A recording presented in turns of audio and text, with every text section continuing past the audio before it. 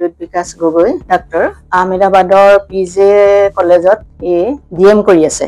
কালি তেনেকে হঠাতে দেখিলো টিভিত, মই কোৱা নাছিলে প্ৰথমে, টিভিত দেখি আনি মই তালৈ ফোন কৰিছো, তেতিয়া সি কৈছে বিকাশ গগৈ ডাক্তৰ বিকাশ গগৈ সি এতিয়া বৰ্তমান আহমেদাবাদৰ PJ কলেজত DM কৰি আছে। আৰু তেখেতৰ মাতৃ মই সূৰ্যপ্ৰভা গগৈ, দেউতাক হৈছে অভয়ানন্দ গগৈ, তেখেত ঢুকাইছে ইতিমধ্যে। কালি তেনেকে হঠাতে দেখিলো টিভিত, মই সি কোৱা নাছিলে প্ৰথমে, টিভিত দেখি আনি মই তালৈ ফোন কৰিছো, তেতিয়া সি কৈছে আৰু যে এনেকুৱা হ'ল যে মই হোষ্টেলৰ ভিতৰলে মানে ডিপাৰ্টমেণ্টৰ পৰা আহি অকমান জিৰাম বুলি আহিছিলো। তেনেকুৱাতে দেখিলো যে প্ৰচণ্ড শব্দ কৰি মানে হোষ্টেলৰ ওপৰত মানে প্লেনখন পৰিছে। তাৰপিছতে মই ওলাই গলো, ওলাই দেখিছো যে প্ৰচণ্ড ধোঁৱা, গোটেই চাৰিওফালে মানে ধোঁৱাৰে ঘেৰি ধৰিছে। তাৰপিছত মই দৌৰি মানে ওলাই আহিলো তাৰ পৰা, এনেকে বুলি কৈছে আৰু সি।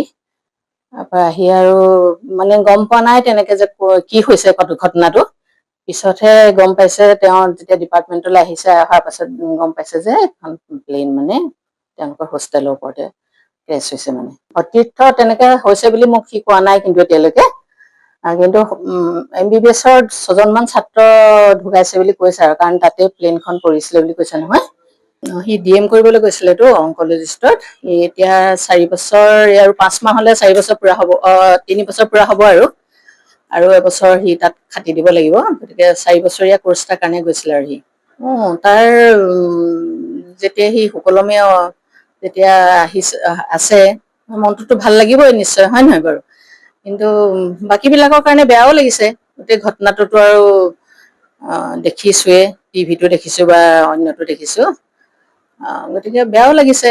বিকাশ গগৈ ডাক্তৰ আহমেদাবাদৰ PJ কলেজত DM কৰি আছে। কালি তেনেকে হঠাতে দেখিলো টিভিত, মই কোৱা নাছিলে প্ৰথমে, টিভিত দেখি আনি মই তালৈ ফোন কৰিছো, তেতিয়া সি কৈছে বিকাশ গগৈ ডাক্তৰ বিকাশ গগৈ সি এতিয়া বৰ্তমান আহমেদাবাদৰ PJ কলেজত DM কৰি আছে। আৰু তেখেতৰ মাতৃ মই সূৰ্যপ্ৰভা গগৈ, দেউতাক হৈছে অভয়ানন্দ গগৈ, তেখেত ঢুকাইছে ইতিমধ্যে। কালি তেনেকে হঠাতে দেখিলো টিভিত, মই সি কোৱা নাছিলে প্ৰথমে, টিভিত দেখি আনি মই তালৈ ফোন কৰিছো, তেতিয়া সি কৈছে আৰু যে এনেকুৱা হ'ল যে মই হোষ্টেলৰ ভিতৰলে মানে ডিপাৰ্টমেণ্টৰ পৰা আহি অকমান জিৰাম বুলি আহিছিলো। তেনেকুৱাতে দেখিলো যে প্ৰচণ্ড শব্দ কৰি মানে হোষ্টেলৰ ওপৰত মানে প্লেনখন পৰিছে। তাৰপিছতে মই ওলাই গলো, ওলাই দেখিছো যে প্ৰচণ্ড ধোঁৱা, গোটেই চাৰিওফালে মানে ধোঁৱাৰে ঘেৰি ধৰিছে। তাৰপিছত মই দৌৰি মানে ওলাই আহিলো তাৰ পৰা, এনেকে বুলি কৈছে আৰু সি। তাৰপৰা আহি আৰু মানে গম পোৱা নাই তেনেকে যে কি হৈছে ঘটনাটো, পিছতহে গম পাইছে। তেওঁ যেতিয়া ডিপাৰ্টমেণ্টলৈ আহিছে, অহাৰ পাছত গম পাইছে যে এখন প্লেন মানে তেওঁলোকৰ হোষ্টেলৰ ওপৰতে ক্ৰেছ হৈছে। মানে অতীৰ্থ তেনেকে হৈছে বুলি মোক সি কোৱা নাই কিন্তু এতিয়ালৈকে, কিন্তু MBBS-ৰ 6জনমান ছাত্ৰ ঢুকাইছে বুলি কৈছে আৰু, কাৰণ তাতে প্লেনখন পৰিছিলে বুলি কৈছে নহয়। সি DM কৰিবলৈ গৈছিলেতো অংকলজিষ্টত।